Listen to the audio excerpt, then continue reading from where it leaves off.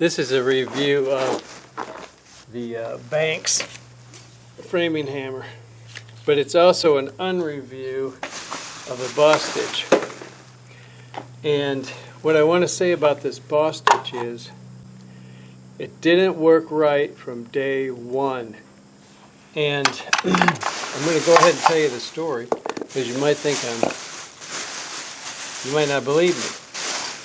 So I was building a garage, and I had a guy helping me, and I bought the Bostitch. I probably got it at Menards, but I don't remember for sure.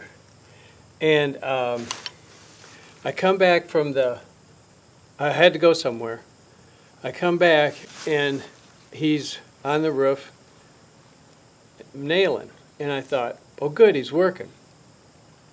And then I looked a little closer, and he was, you know how those nails come in a stick, so-called.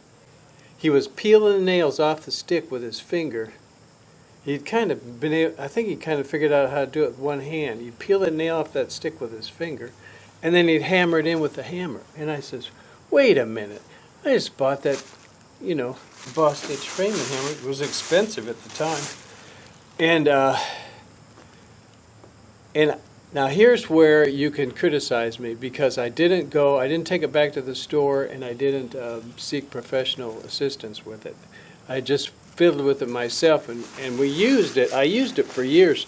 This thing's probably nearly 30, let's say 25 years old. And I did use it. I actually made a device that would, which I should have to show you, but I don't at the moment. It would push the nail, because the biggest problem was the nail, after it fired, the cylinder wouldn't retract. This here, it would fire, and it doesn't stick out that much.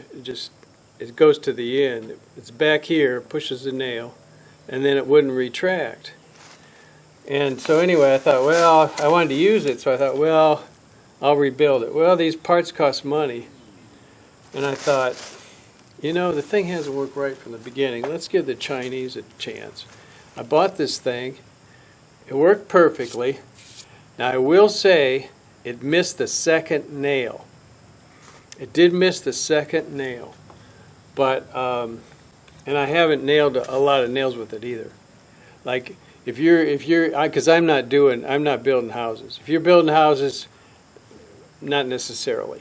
But if you just want to have a frame and hammer, this one here, and probably any of those Chinese ones, I don't know, is fine.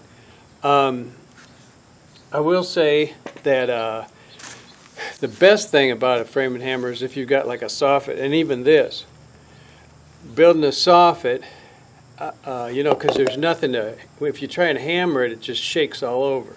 But this one, it's just one shot, poosh, goes right in. And I did use it, and then I would just push if it didn't retract, I'd just push it back.